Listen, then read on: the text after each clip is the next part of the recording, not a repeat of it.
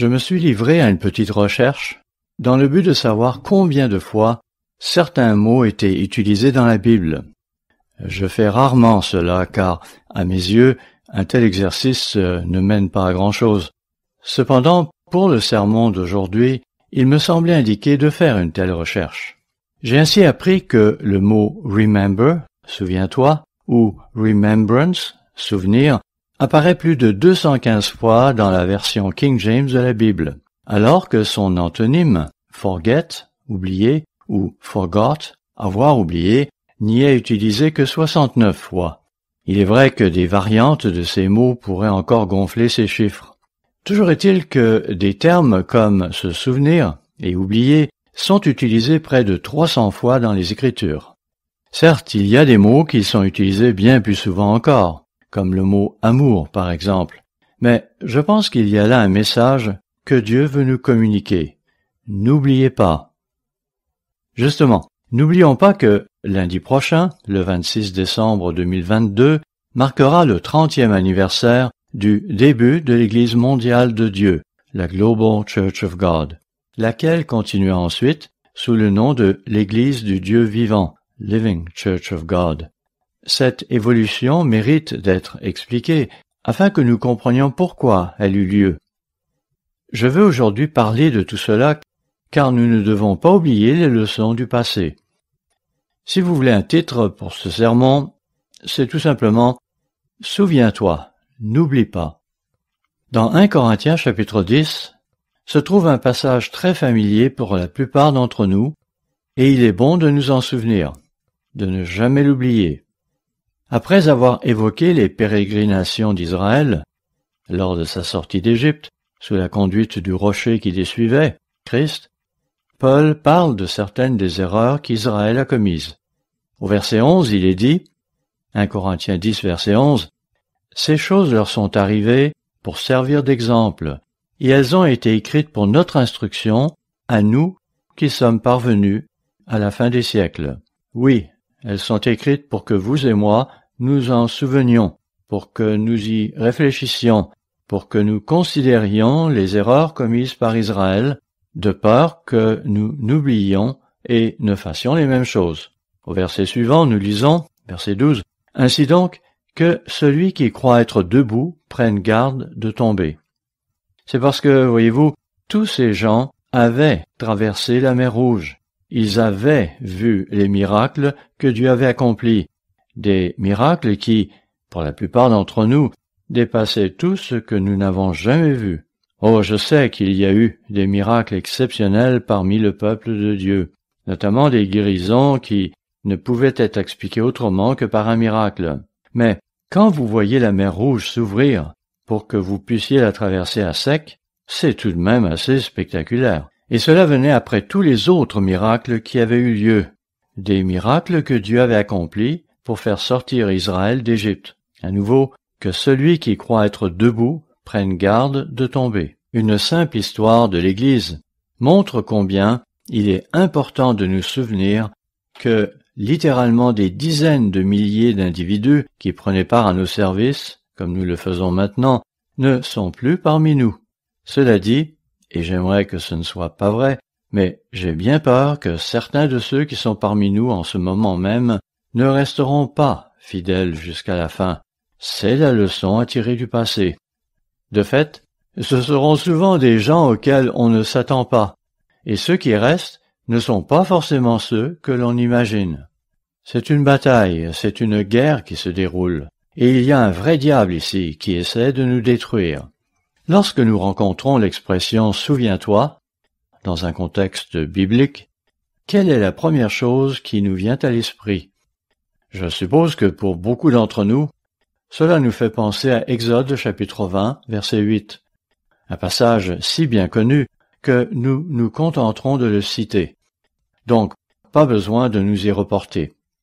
C'est bien sûr « Souviens-toi du jour du sabbat pour le sanctifier ». Oui, il nous faut nous en souvenir et l'observer, mais ce n'est pas tout. Il nous faut aussi le sanctifier. En effet, c'est une chose de venir aux assemblées le jour du sabbat, c'est une chose de ne pas travailler le jour du sabbat, mais c'en est une autre de le sanctifier, de le considérer comme un temps mis à part dans un but très spécial. Effectivement, et laissez-moi insister sur ce point, c'est là une chose sur laquelle nous devrions méditer. Chacun d'entre nous devrait y réfléchir. Oui, qu'est-ce que cela signifie de le sanctifier? Y a-t-il là quelque chose que je pourrais faire différemment? Ou que je devrais faire différemment? Que dois-je faire pour sanctifier ce jour? Bon, j'aborderai ce sujet particulier dans un autre sermon. Pour lors, pensons-y. Il nous faut donc nous souvenir du jour du sabbat et le sanctifier. Notez également cet autre passage qui se trouve dans Deutéronome chapitre 5, un passage où les 10 commandements sont énoncés à nouveau avec quelques changements mineurs, bien que significatifs. Parlant du sabbat, il y est dit, Deutéronome chapitre 5 verset 15, « Tu te souviendras que tu as été esclave au pays d'Égypte, et que l'Éternel ton Dieu t'en a fait sortir à main forte et à bras étendus. C'est pourquoi l'Éternel ton Dieu t'a ordonné d'observer le jour du repos. » Une des leçons que cela doit nous rappeler, c'est que nous étions jadis des esclaves, nous aussi, tout comme les Israélites l'étaient alors en Égypte. Oui, et c'est là une leçon spirituelle pour vous et pour moi, car, dans le passé, nous étions tous esclaves des choses de ce monde, de nos passions, de nos désirs, de nos émotions et de nos convoitises. Notez comment Romains chapitre 6 nous donne un aperçu de ce qu'est l'esclavage par opposition à la liberté. Romains 6 commence par un passage que nous lisons toujours lorsqu'un individu veut se faire baptiser. Nous en lisons généralement au moins les 7 premiers versets, parfois même plus. Voyons donc Romains chapitre 6 verset 1. Que dirons-nous donc? Demeurerions-nous dans le péché afin que la grâce abonde? C'est là un énoncé intéressant.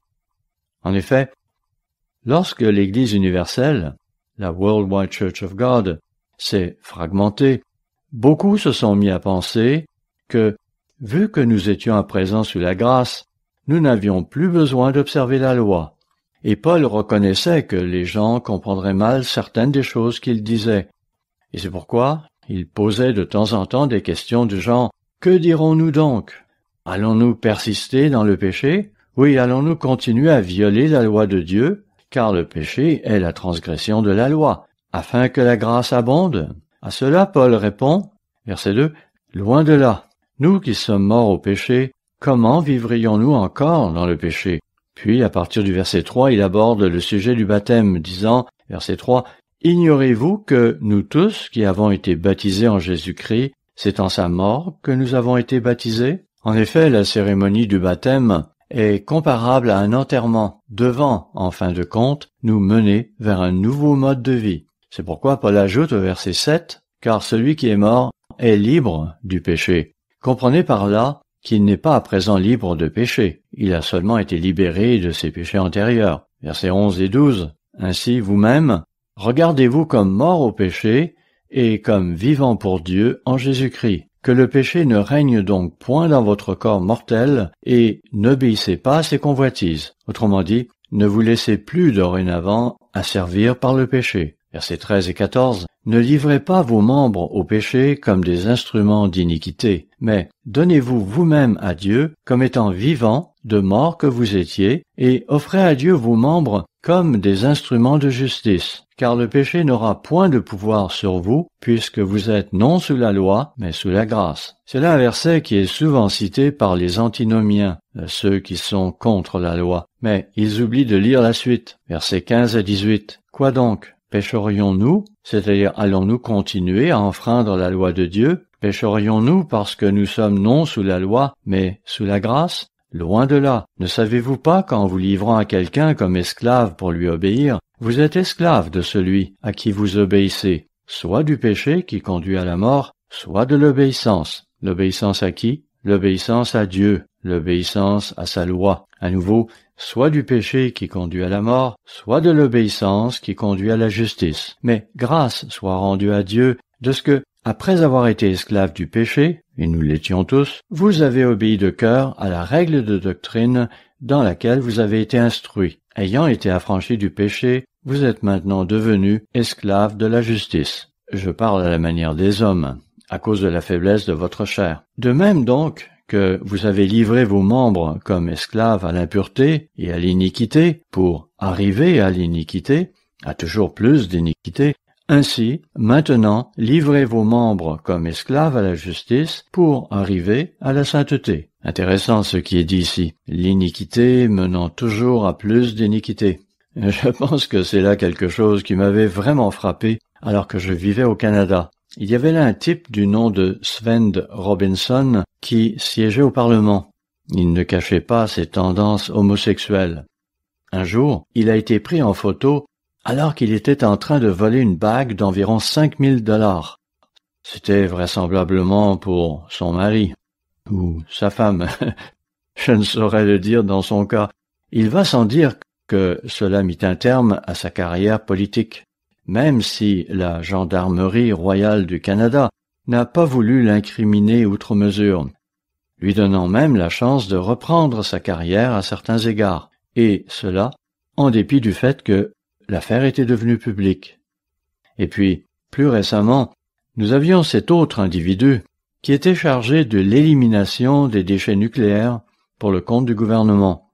Si vous avez vu des photos de lui, elles sont assez choquantes.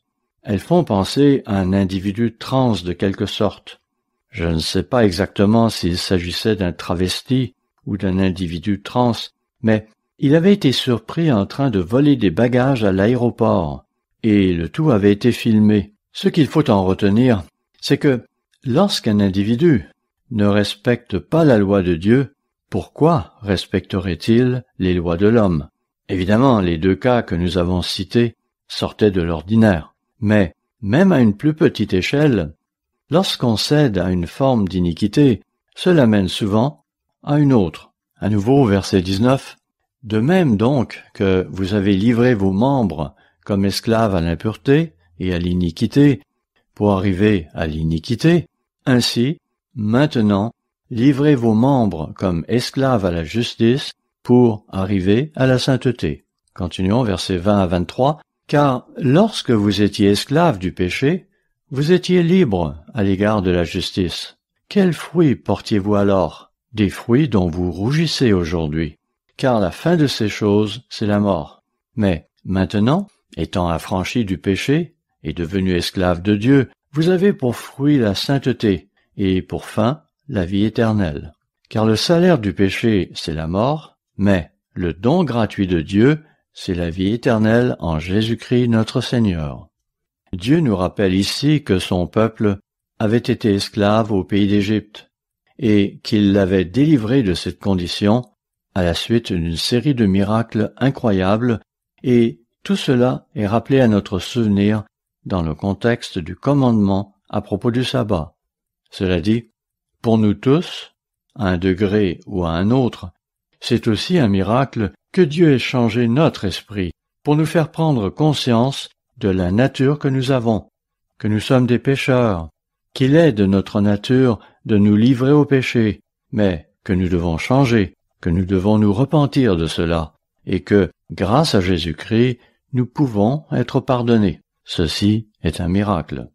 Il est intéressant de voir comment des gens qui sont parfois très hostiles à Dieu, d'une manière ou d'une autre, finissent par ne plus être hostiles, mais, au contraire, pleinement portés à lui obéir. Ainsi, je me souviens d'un type, il y a de nombreuses années, alors que je travaillais en Louisiane, et il me contait qu'il s'était procuré une de nos brochures. Je crois que c'était les États-Unis et la Grande-Bretagne selon la prophétie, et il a dit que cela le faisait penser à une bande dessinée, que cela n'avait aucun sens à ses yeux, et c'est pourquoi il l'avait mis de côté. Cependant, à peine 6 mois plus tard, l'ayant relu, tout d'un coup, il trouvait que cela faisait du sens. Voyez-vous, c'est que dans l'intervalle, Dieu lui avait ouvert l'esprit. Oui, Dieu, par son Esprit Saint, lui avait accordé de comprendre. Et vous savez, cela arrive assez fréquemment. Je suis sûr que vous, qui êtes ici, vous auriez votre propre histoire à raconter sur la façon dont votre esprit a été ouvert. C'est un peu différent quand on grandit dans l'Église, mais je me souviens d'un jeune homme qui avait grandi dans l'Église et qui avouait qu'il avait longtemps gardé un pied dans le monde et un pied dans l'Église. Il a finalement pris conscience qu'il avait en réalité son pied principal dans le monde et qu'il avait juste conservé l'autre dans l'Église au cas où. Ce fut tout un choc pour lui. C'est un vrai miracle quand Dieu nous ouvre l'esprit et qu'il nous rend conscients du fait que nous étions jadis dans le monde, que nous étions alors esclaves du péché et qu'il nous faut en sortir. Sortir d'Égypte, de la servitude spirituelle, sortir de l'esclavage. C'est que les jours des pains sans levain nous enseignent que le péché est une servitude et qu'il n'est pas facile d'en sortir, car le péché est partout autour de nous. Il y a tellement de leçons que nous pouvons apprendre pendant ces jours des pains sans levain. Une partie du problème que nous avons est que nous ne sommes pas toujours conscients du passé. Il est important pour nous de savoir pourquoi nous sommes ici et vers quoi nous nous dirigeons. Pourquoi y a-t-il eu l'Église mondiale de Dieu? Nous venons de visionner une petite partie de l'histoire de l'Église, mais c'était très rapide. Cela ne nous a vraiment donné qu'un bref aperçu de ce qui s'est passé.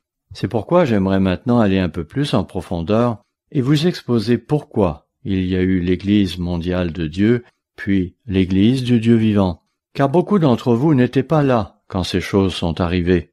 Voyons combien d'entre vous étaient trop jeunes pour vraiment pouvoir comprendre pourquoi Dr. Meredith a dû créer l'Église mondiale de Dieu. C'était il y a 30 ans. Donc, à moins que vous n'ayez à présent 45 ans, auquel cas vous aviez 15 ans à l'époque, vous n'étiez probablement pas intéressé par toutes ces questions de doctrine qui étaient débattues à cette époque-là. Par ailleurs, comme vous n'étiez pas non plus baptisé à ce moment-là, vous avez peut-être été contrarié du fait que vos parents, en quittant l'Église universelle, la Worldwide Church of God, vous privaient de la plupart de vos amis. Vous saviez probablement que quelque chose motivait tout cela, mais dans quelle mesure aviez-vous vraiment compris? Voyons un peu combien d'entre vous ici présents avaient 45 ans ou moins. Levez vos mains et gardez-les en l'air. Bon, je peux voir que vous formez un assez bon groupe. Remontons maintenant encore un peu plus loin dans le temps, jusqu'à l'époque de la mort de M. Armstrong, car c'est peu après que se produisirent les événements qui aboutirent à la raison d'être de l'Église mondiale de Dieu, la Global Church of God. M. Armstrong étant mort le 16 janvier 1986, cela remonte donc presque 37 ans en arrière, à quelques jours près. Ceux qui auraient pu être concernés par cela seraient donc maintenant âgés d'au moins 52 ans. Eh bien, combien d'entre vous ici ont moins que 52 ans? Bon, d'accord.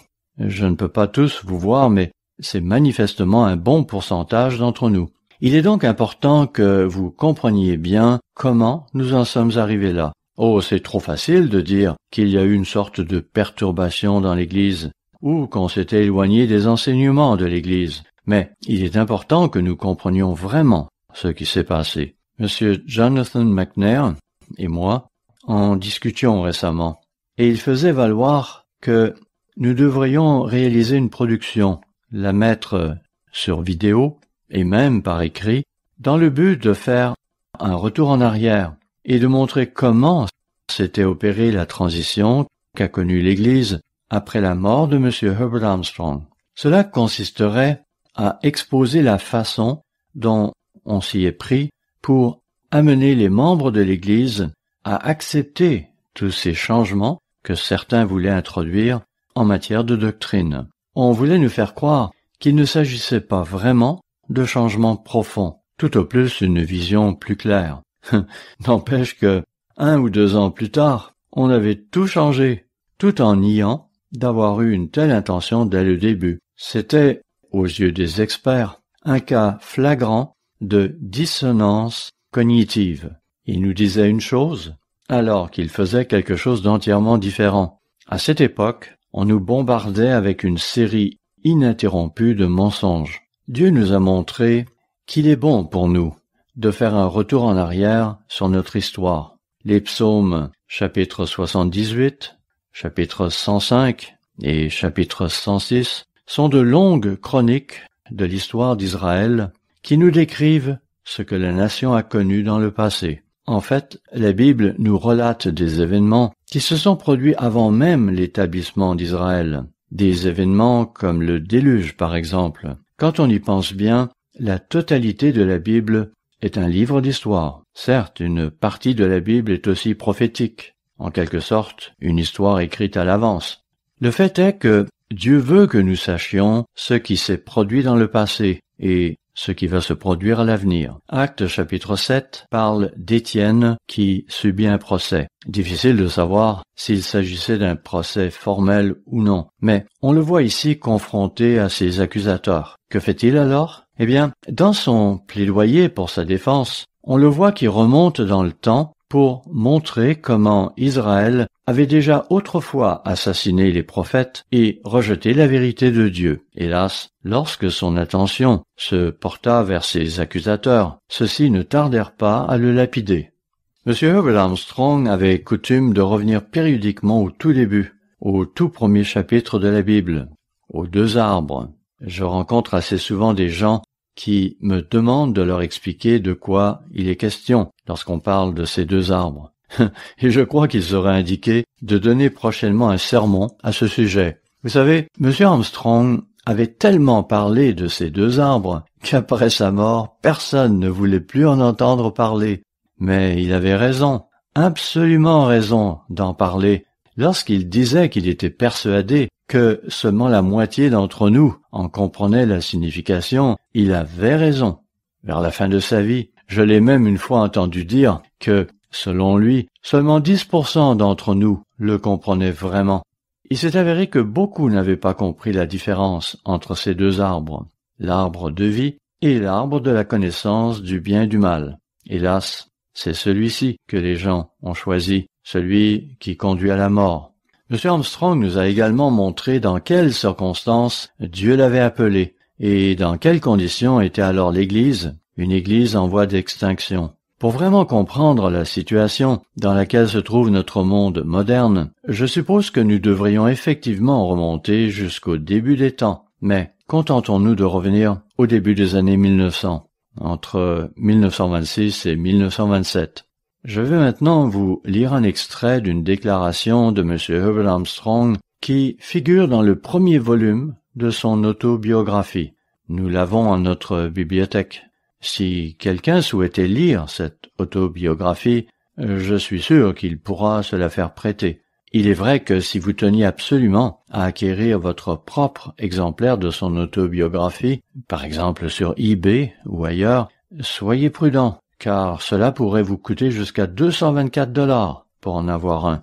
Ainsi, à la page 288 de son autobiographie, M. Armstrong nous donne de précieuses informations à propos de sa conversion. Il y mentionne que sa femme a toujours montré un certain intérêt pour la Bible, mais, ajoute-t-il, c'est lorsqu'elle a fait la connaissance d'une certaine Madame Runcorn que son intérêt fut réellement porté à son paroxysme. C'est parce qu'un jour, Madame Runcorn lui avait donné l'occasion de faire une étude vraiment sérieuse de la Bible. Elle avait d'abord demandé à ma femme de lire un certain passage, puis un deuxième, puis un troisième, et ainsi de suite, et cela pendant environ 1 heure. Madame Runcorn n'avait alors émis aucun commentaire, donné aucune explication, apporté aucun argument. Elle avait simplement demandé à ma femme de lire à haute voix une série de passages bibliques. À un moment donné, ma femme s'est exclamée « Pourquoi toutes ces écritures disent-elles que durant toute ma vie, j'ai observé le sabbat le mauvais jour ?» À cela, Madame Runcorn s'est contentée de répondre « Eh bien, est-ce là ce qu'elles font ? Ne me demandez pas si vous vous étiez trompé. Vous savez, vous ne devriez pas croire ce que les gens vous disent, mais seulement ce que Dieu vous dit à travers la Bible. Qu'est-ce qu'il vous dit là ? Qu'est-ce que vous voyez de vos propres yeux ? Mais c'est on ne peut plus clair, s'est alors exclamée ma femme. C'est une découverte merveilleuse. Je dois me dépêcher pour l'annoncer à mon mari. Je sais qu'il sera ravi. » Et M. Armstrong de poursuivre. « Peu après, ma femme entrait en courant dans la maison de mes parents, impatiente de m'annoncer la bonne nouvelle. Ma mâchoire est tombée. Elle n'aurait pas pu m'annoncer une pire nouvelle. Voilà que ma femme tombait dans un fanatisme religieux. « Es-tu devenue folle ?» lui ai-je alors demandé. J'étais consterné. Bon, je n'en lirai pas davantage, mais j'ajouterai que c'était là le début de la conversion de M. Armstrong. Précisons encore que Mme Armstrong était à ce moment-là entrée en contact avec l'Église de Dieu du 7e jour. Tournons-nous à présent vers le livre de l'Apocalypse, où se trouve quelque chose que M. Armstrong n'avait pas encore compris à l'époque.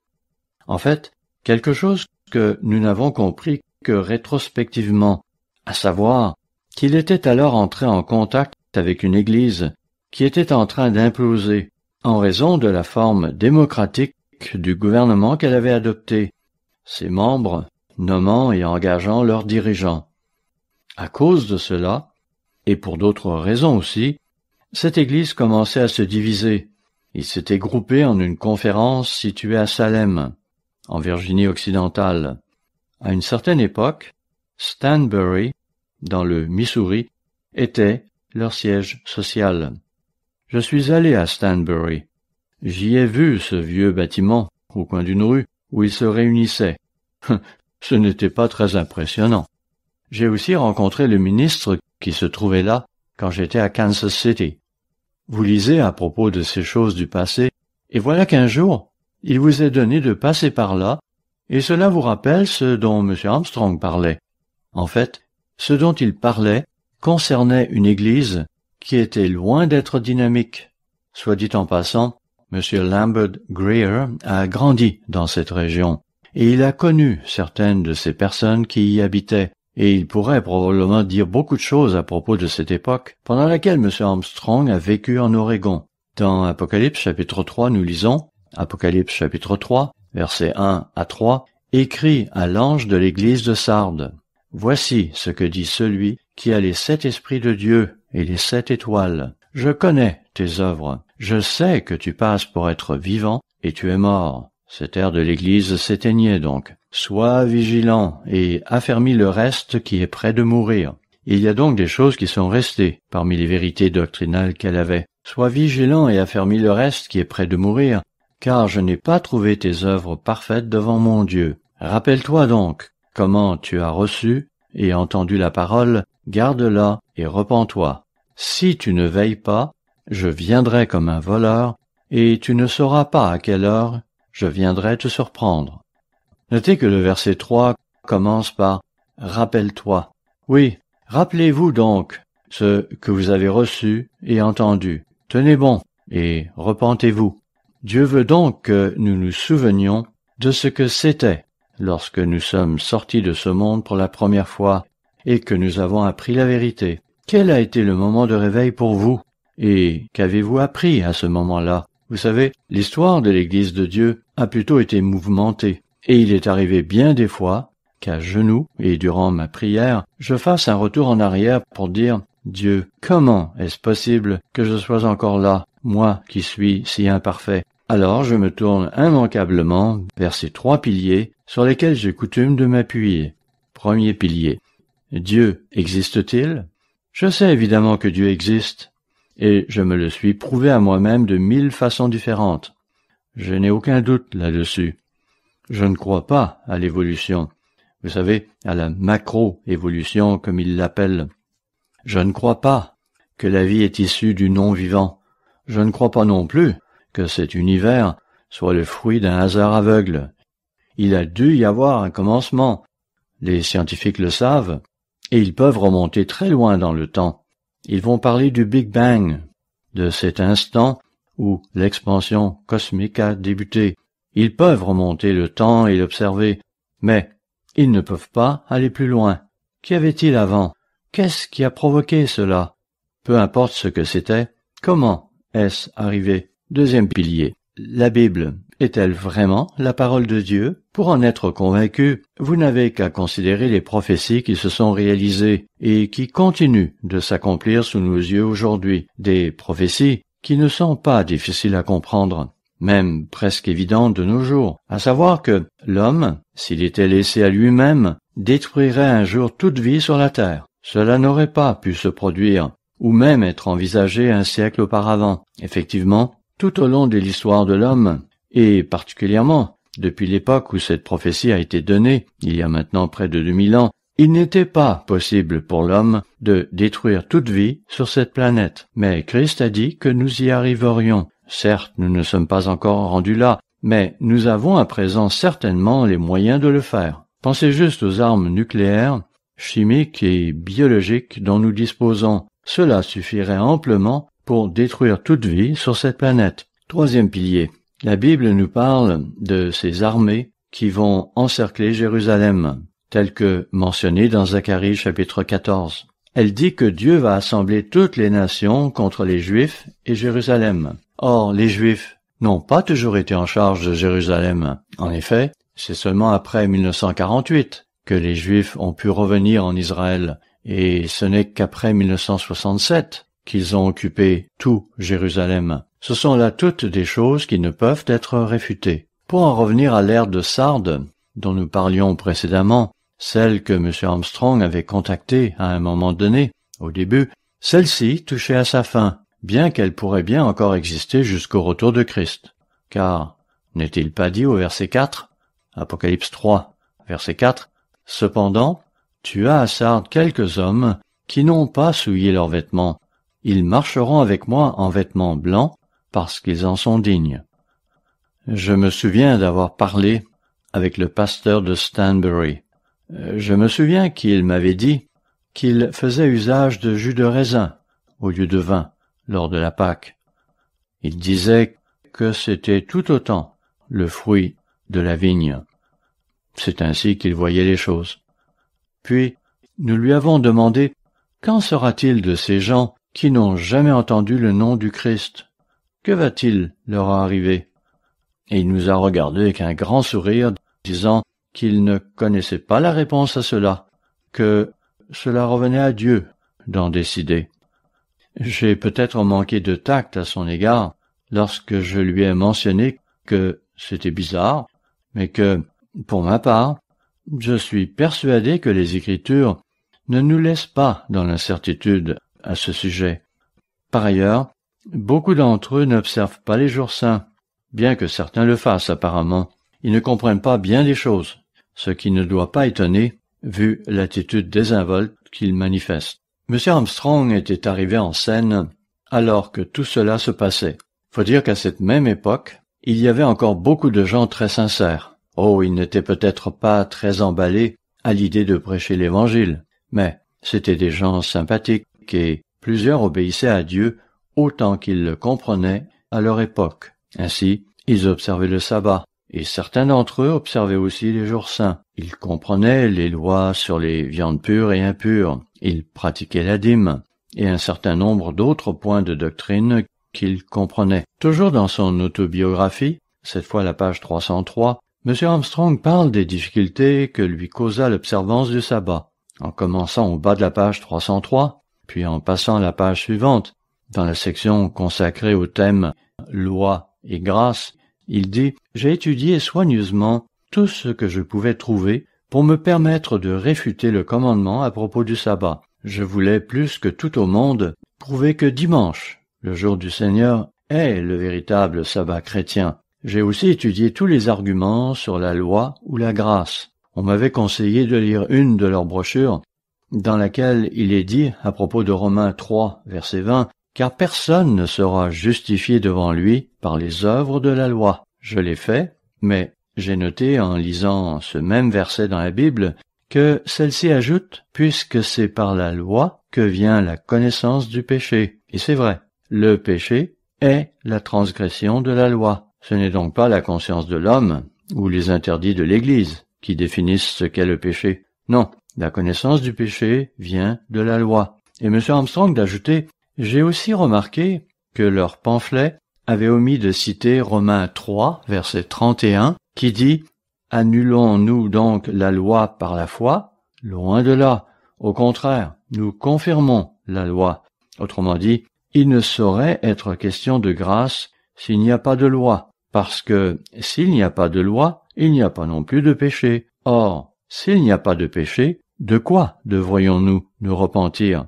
Cela doit donc nous amener à conclure que la loi est toujours en vigueur maintenant. M. Armstrong poursuit ensuite disant « J'ai lu dans leur brochure « La loi produit la colère ». C'est dans Romains 4, verset 15. Je me suis alors tourné vers ma Bible et j'ai lu le reste de ce verset où il est dit « Et là où il n'y a point de loi, il n'y a point non plus de transgression ». Bien sûr, parce que c'est la loi qui définit ce qu'est le péché. J'ai même lu dans une autre de leurs brochures que la loi est une chose mauvaise, contraire à nos intérêts.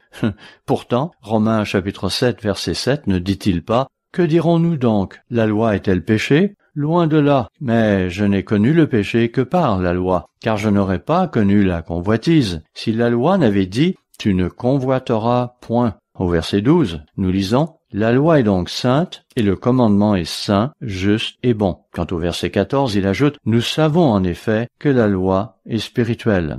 M. Armstrong continue disant « J'ai appris que la grâce est le pardon que nous obtenons grâce au sang versé par Christ suite à notre transgression de la loi. Mais si un juge humain pardonne à un homme d'avoir enfreint une loi, qu'elle soit civile ou criminelle, ce pardon n'abroge pas pour autant cette loi. L'homme est gracié dans le but de l'encourager à observer cette loi à l'avenir. Et Dieu ne pardonne qu'après que nous nous soyons repentis de notre péché. Et M. Armstrong d'avouer, n'allez pas vous imaginer qu'il m'a alors été facile d'admettre que ma femme avait raison, ou qu'il m'a été facile d'accepter le sabbat du 7e jour comme une vérité biblique. Je me souviens de M. Armstrong à Orr, au Minnesota, en 1983. Nous étions alors assis, plusieurs d'entre nous, dans une petite cabane, et il avait parlé pendant environ 3 heures. Nous lui avions posé quelques questions, mais la plupart du temps, il ne faisait que parler de choses et d'autres. Et il nous avait alors confié à quel point il est difficile d'admettre que notre femme a raison, surtout lorsqu'il s'agit d'un sujet aussi épineux que le vrai sabbat. Il ne pouvait être question de lui céder sur ce point. Il avait ajouté « J'ai alors passé 6 mois à étudier et à faire des recherches jour et nuit, 7 jours sur 7, tout cela dans un effort déterminé pour lui prouver qu'elle avait tort. J'ai cherché en vain une quelconque preuve biblique pour valider dimanche en tant que jour de culte chrétien. J'ai même suffisamment étudié le grec pour pouvoir trouver tous les textes douteux possibles dans le grec original. J'ai étudié les commentaires bibliques, j'ai étudié les lexiques, ainsi que la grammaire du Nouveau Testament grec de Robertson. Puis j'ai étudié l'histoire. Je me suis plongé dans les encyclopédies, la Britannica, l'Americana, de même que plusieurs encyclopédies religieuses. J'ai fouillé dans l'encyclopédie juive et l'encyclopédie catholique. J'ai lu le déclin et la chute de l'Empire romain de Gibbon, en particulier son chapitre 15, qui traite de l'histoire religieuse des 400 premières années après le Christ. Finalement, j'ai trouvé l'une des preuves les plus convaincantes contre le dimanche en étudiant l'histoire du comment et du quand tout cela a commencé. Je n'ai négligé aucune piste. J'ai trouvé toutes sortes d'arguments astucieux. J'avoue que, poussé par le désir de renverser la croyance au sabbat de ma femme, j'ai été tenté, à un moment donné de cette étude intensive, d'utiliser de tels arguments pour confondre et contrarier ma femme sur cette question du sabbat. Mais j'y ai finalement renoncé, car je savais que ces arguments n'étaient pas honnêtes. Je ne pouvais tout de même pas délibérément tromper ma femme avec des arguments malhonnêtes. Cette pensée a donc immédiatement été écartée. Je savais maintenant qu'elle n'avait pas pu être trompée. Et c'est ainsi que, 6 mois plus tard, la vérité s'était imposée à moi, claire comme de l'eau de roche. Enfin, je connaissais la vérité à ce sujet. Dieu m'avait une fois de plus ouvert les yeux. Nous devons comprendre que Dieu opérait alors la transition entre l'ère de Sardes et une ère toute nouvelle. Lorsque nous lisons dans Apocalypse 3, verset 7, écrit à l'ange de l'église de Philadelphie, « Voici le saint, le véritable, celui qui a la clé de David », la clé de David fait ici allusion à un gouvernement, pas à l'identité d'Israël, mais à l'autorité de son gouvernement. En effet, si vous vous rendez à Ésaïe chapitre 22, au verset 22, que voyez-vous écrit ? « Je mettrai sur son épaule la clé de la maison de David. Quand il ouvrira, nul ne fermera. Quand il fermera, nul n'ouvrira. » Mais retournons à Apocalypse chapitre 3. Apocalypse 3, versets 7 et 8. Écrit à l'ange de l'église de Philadelphie, « Voici ce que dit le Saint, le véritable, celui qui a la clé de David, celui qui ouvre et personne ne fermera, celui qui ferme et personne n'ouvrira. Je connais tes œuvres. Voici, parce que tu as peu de puissance, notez-le, peu de puissance, que tu as gardé ma parole et que tu n'as pas renié mon nom, j'ai mis devant toi une porte ouverte que personne ne peut fermer. » Il est intéressant de noter ce que William Ramsey mentionne dans son livre intitulé « Lettres aux 7 églises », les 7 églises de l'Apocalypse. Dans ces lettres que nous lisons ici, Ramsey appelle l'église de Philadelphie la ville missionnaire ou l'église missionnaire. Et il souligne que si toutes ces églises ont eu des occasions de répandre l'évangile, c'est l'église de Philadelphie qui le fait avec enthousiasme, en mettant vraiment son cœur à l'ouvrage. Ainsi, lorsqu'on considère les portes que Dieu nous a ouvertes, nous avons la radio, la télévision, nos publications, Internet et j'en passe. Ce sont là des outils qu'aucune autre ère de l'Église n'a pu utiliser dans le passé. Et puis, il y a bien sûr aussi l'Église laodicéenne, ou devrais-je dire l'attitude laodicéenne, qui prévaut en ces temps de la fin. Et il faut espérer que l'Église du Dieu vivant n'en est pas trop marquée. Vous n'êtes pas sans savoir qu'il y a maintenant une multitude de groupes qui s'affichent en tant qu'Église de Dieu. Et beaucoup de ces groupes ont conservé un nombre plus ou moins grand de ces doctrines qui nous ont été transmises par M. Armstrong. Je ne veux pas dire qu'aucun de leurs membres n'a le Saint-Esprit, mais il est un fait que très peu de ces groupes montrent le zèle pour accomplir l'œuvre de Dieu qui existait du temps de M. Armstrong et plus tard du temps de Dr. Meredith. Ils vont peut-être toujours observer le sabbat et les jours saints, mais pour ce qui est d'accomplir l'œuvre de Dieu en général, et particulièrement la prédication de l'Évangile, on ne peut en dire autant. En 1931, M. Armstrong a été ordonné ministre par l'Église de Dieu du 7e jour. C'était son nom. Et l'Église de Dieu du 7e jour existe encore aujourd'hui sous diverses formes. À cette époque, ils avaient formé la conférence de l'Oregon. Décision motivée principalement par une question d'argent et de qui était en charge, comme c'est souvent le cas. Ce groupe s'était donc séparé de celui de Stanbury au Missouri et c'est lui qui avait ordonné M. Armstrong. Il est vrai que M. Armstrong n'a jamais vraiment eu le sentiment d'en faire partie, mais dans une certaine mesure, c'était vrai. Il a donc été ordonné par eux en 1931. Puis, le 9 octobre 1933, M. Armstrong s'était présenté devant une station de radio de 100 watts qui offrait un temps d'antenne gratuit à toute personne qui acceptait de se lever tôt le dimanche pour faire une émission de 15 minutes, de 7h45 à 8h du matin.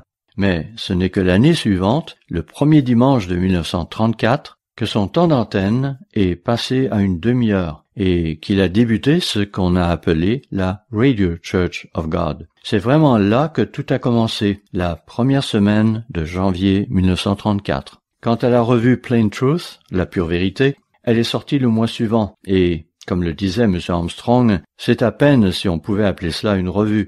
Il ne s'agissait à l'époque que de quelques feuilles ronéotypées, pas vraiment très professionnelles. En février 1934, l'article principal portait le titre « Un dictateur mondial est-il sur le point d'apparaître ?»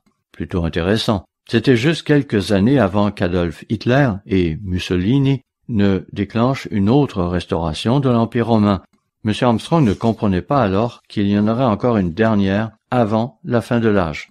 À la même époque, M. et Mme Armstrong ont commencé à observer les fêtes de Dieu.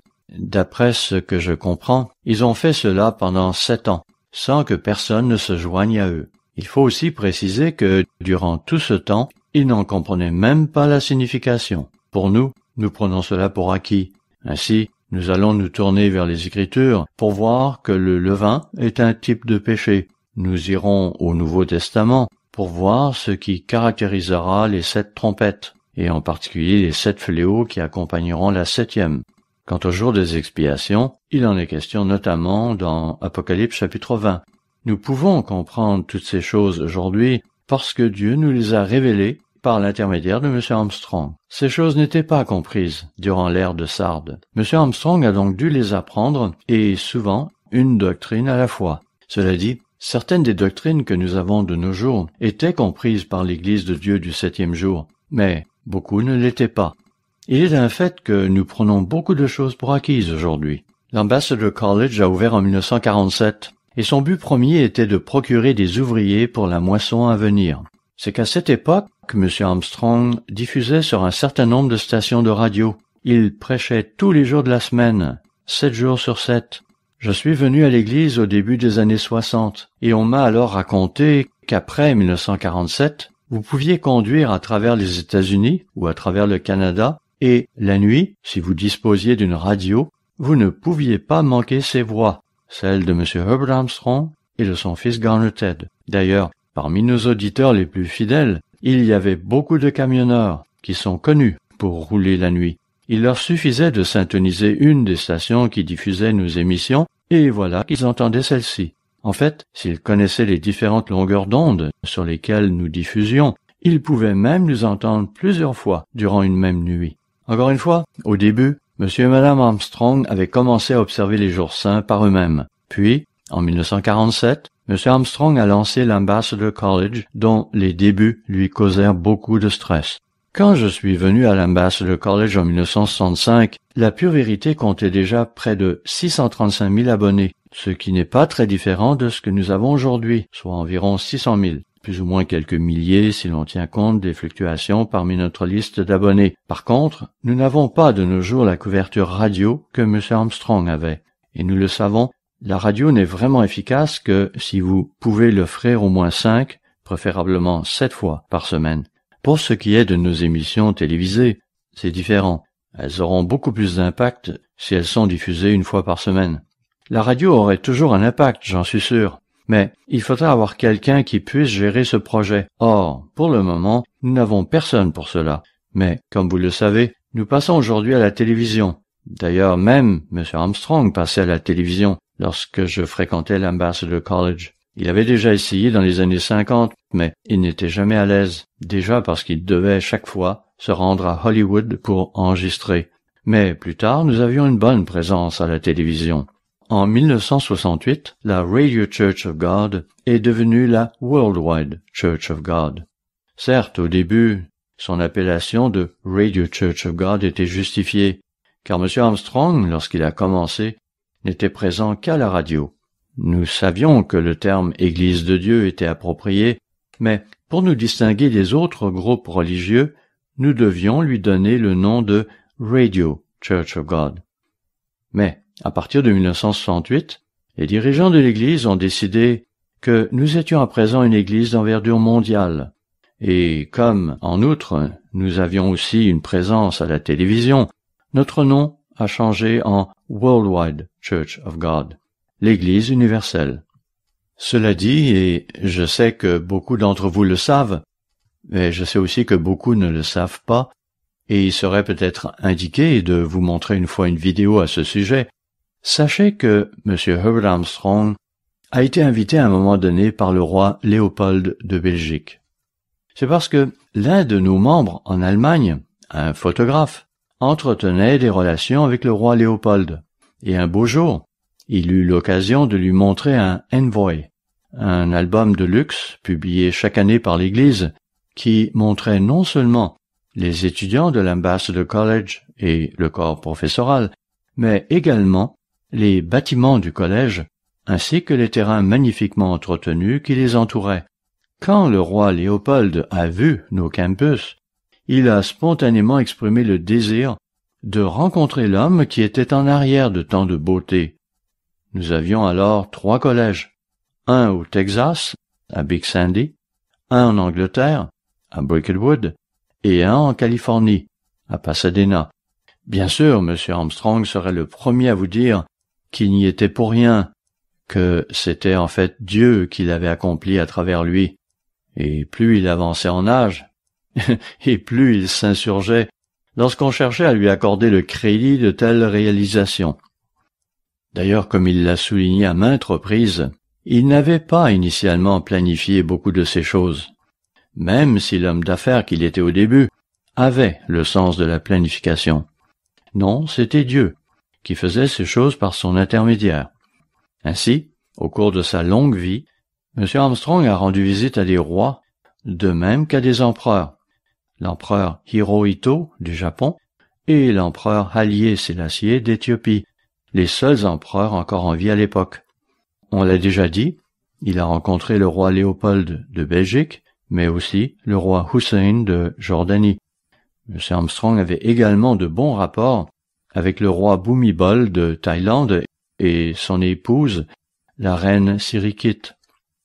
Au fil du temps, alors qu'il rencontrait toutes ces personnalités de marque, M. Armstrong ne manquait pas une occasion de leur parler de ces deux arbres, même s'il leur présentait cela plutôt sous l'angle de deux façons de vivre. La voie qui consiste à prendre, par opposition à celle qui consiste à donner. Il ne faisait donc pas usage de termes bibliques, mais s'exprimait en termes qu'il pouvait comprendre. Il était très respectueux envers ses personnalités, et il l'écoutait lorsqu'il leur parlait. Hélas, durant ses fréquentes absences, des problèmes avaient surgi à la maison, et c'est alors que le nom de Meredith est apparu dans son autobiographie.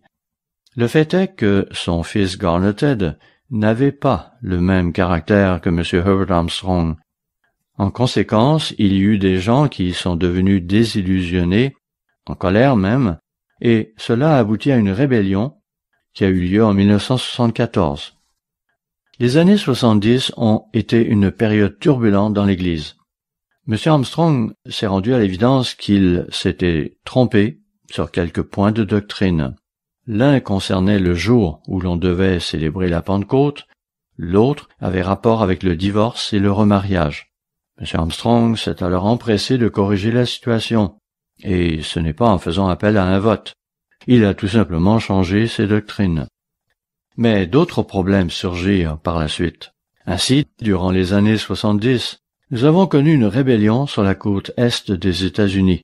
Elle provenait principalement des membres du ministère de l'Endroit. Cela nous a fait perdre environ 3000 membres et une trentaine de ministres. À l'époque, l'Église avait environ 155 000 membres qui observaient la fête des tabernacles. À peu près à la même époque, ou peu après, le Plain Truth, la pure vérité, était publié mensuellement à au moins 8 millions d'exemplaires et envoyé soit directement à nos abonnés ou à l'aide de présentoirs dans des kiosques et d'autres lieux publics. Suite à la mort de M. Armstrong, en 1986, il y eut nombre de changements dans l'Église. Ceux-ci avaient en fait déjà commencé en 1974, et ils n'ont cessé de se poursuivre durant le reste de la décennie. Cela consistait en une dilution des pratiques et enseignements. Et en 1978, voilà que M. Armstrong faisait une crise cardiaque. Il a alors imploré Dieu de le remettre d'aplomb, afin de pouvoir redresser la situation dans cette Église qui s'égarait de plus en plus. Et c'est ainsi que, de 1979 à 1986, soit durant 8 années, Dieu lui a accordé la capacité de remettre l'Église sur les rails, car elle s'était vraiment éloignée de la vérité dans plusieurs domaines. Hélas, sitôt après sa mort, les individus qui avaient causé tant de tort à l'Église sont revenus à la charge. Ils ont alors pris le contrôle des opérations en procédant à des changements systématiques et de plus en plus rapides de toutes nos doctrines antérieures. Cela a commencé avec la doctrine sur la guérison qu'ils ont complètement réfutée à bien des égards. Un autre point qui connut des changements fut le concept de naître de nouveau. Puis, en 1993, ils publièrent une brochure intitulée « Dieu est-il une Trinité ?» Ils avaient beau y dire qu'ils ne défendaient pas à présent ce concept d'une Trinité, en réalité c'est exactement ce qu'ils faisaient. Ils insistaient sur le fait qu'ils ne cherchaient qu'à l'expliquer un peu différemment, dans le but de satisfaire un auditoire plus sophistiqué, notamment certains théologiens et érudits de ce monde qui pourraient étudier ce que nous disons. Suite à cela, fin 1992, début 1993, Dr. Meredith, M. Carl McNair, M. Don Davis, M. David Crockett, Dr. Jeffrey Fall, et peu après M. John Gwynn, M. Fannin, M. Jim Meredith, M. Rod McNair et M. Jonathan McNair et leurs épouses respectives, ainsi que d'autres ministres et membres fidèles, ont quitté la Worldwide Church of God, l'Église universelle, pour finalement rejoindre Dr. Meredith et relancer l'œuvre de Dieu. Les uns après les autres, ils ont vu clair. Certains qui bénéficiaient de plus d'informations que d'autres ont agi plus vite. Mais, à un moment donné, il était évident pour eux tous que les choses tournaient au vinaigre. Ces hommes fidèles et leurs épouses, de même que de nombreux autres ministres et épouses fidèles, ont reconnu que l'Église avait totalement déraillé. Le 17 décembre 1994, le pasteur général de l'époque, M. Joseph Tkach, s'était rendu à Atlanta pour tenter de calmer un peu la situation, car le ministre de l'endroit avait même l'intention de devancer l'agenda de l'Église. Certes, on voulait dès lors changer l'Église, la transformer, en fait, la ramener au protestantisme. Mais on voulait le faire d'une manière subtile, graduellement, afin de ne pas perdre trop de membres. Non content de cela, le pasteur d'Atlanta avait brusqué les choses en vendant la mèche prématurément.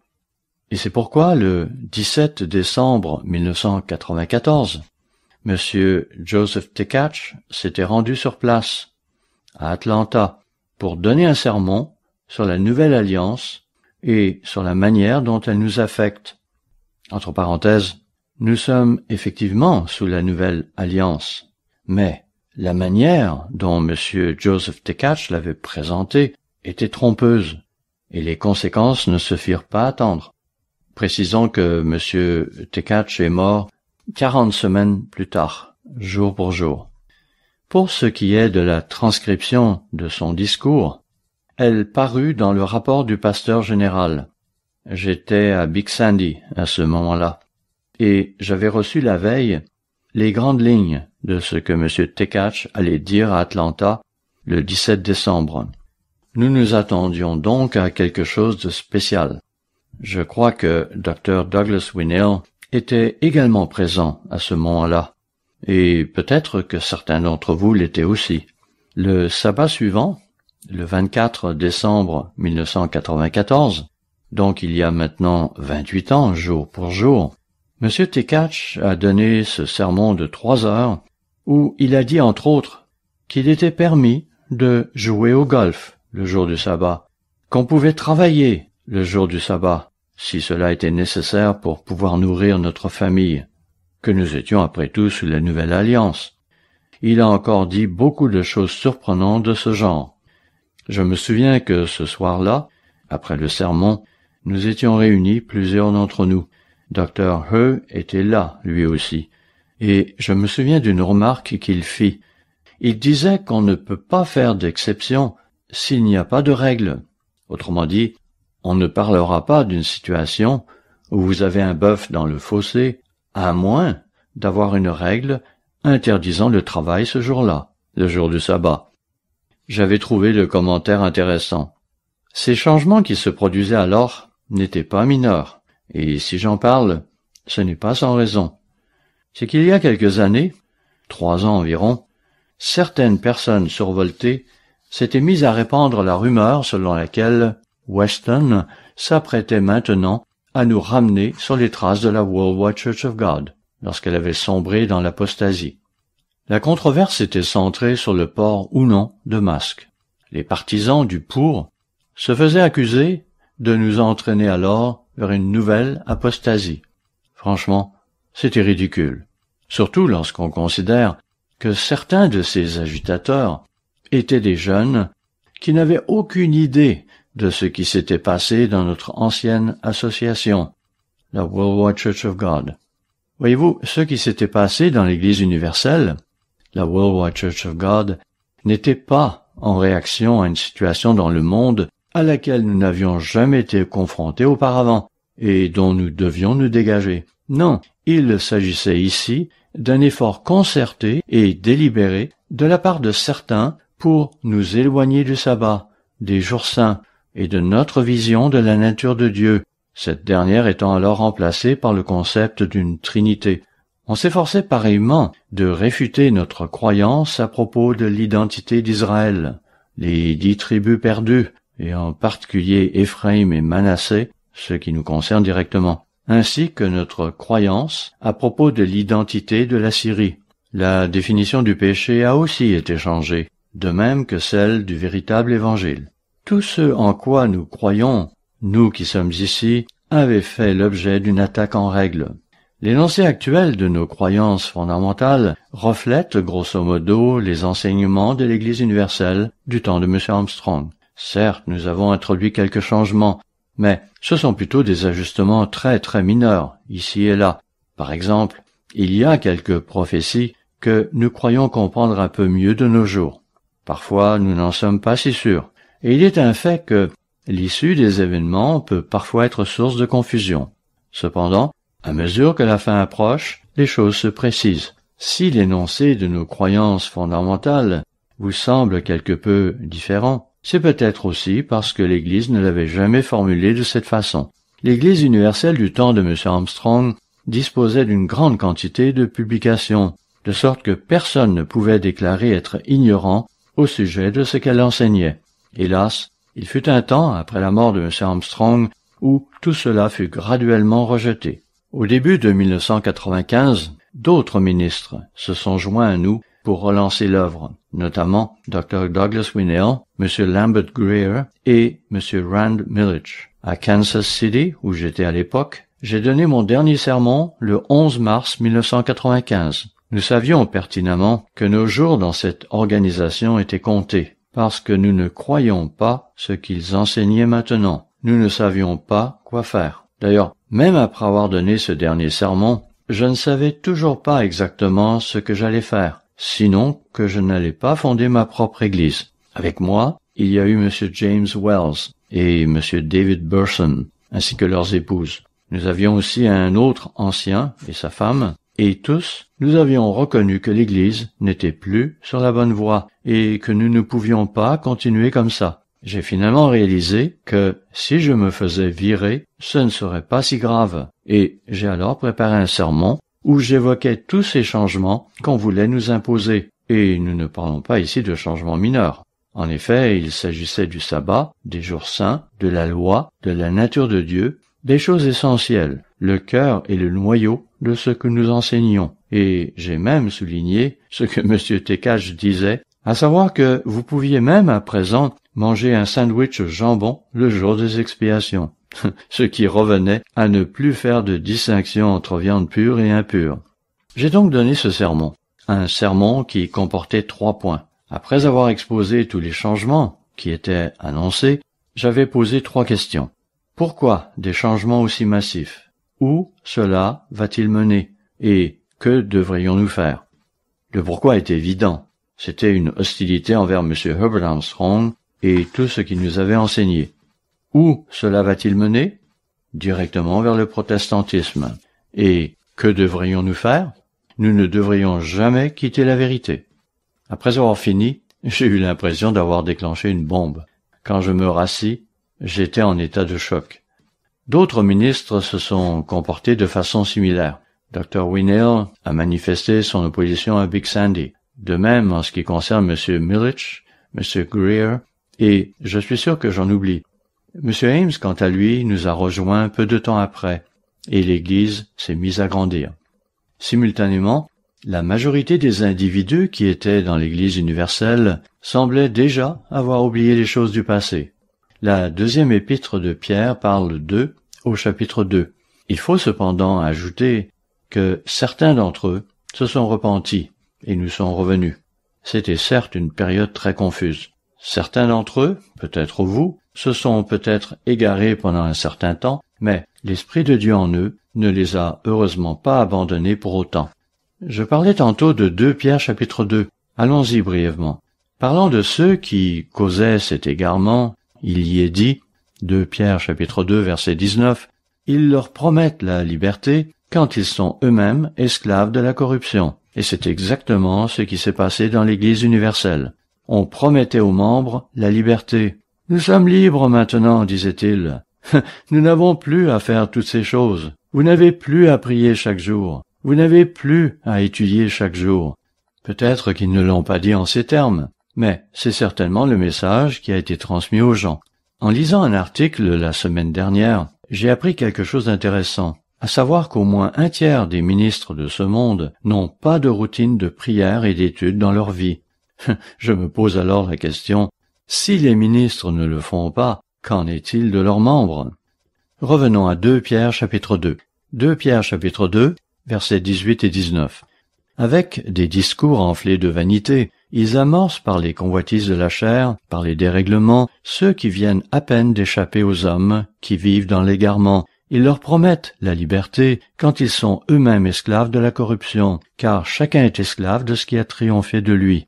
En effet, si après s'être retirés des souillures du monde, par la connaissance du Seigneur et Sauveur Jésus-Christ, ils s'y engagent de nouveau et sont vaincus, leur dernière condition est pire que la première, car mieux valait pour eux n'avoir pas connu la voie de la justice que de l'avoir connue et de se détourner du saint commandement qui leur avait été donné.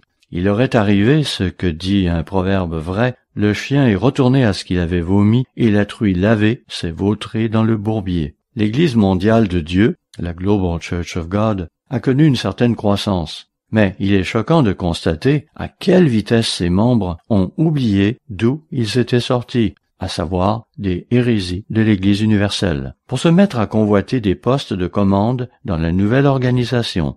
Comme mentionné dans la vidéo, ils ont vite décidé de prendre le contrôle de cette Église. Et c'est pourquoi Dr Meredith et 80% du ministère, ainsi que 80% des membres, ont dû créer l'Église du Dieu vivant et repartir à zéro.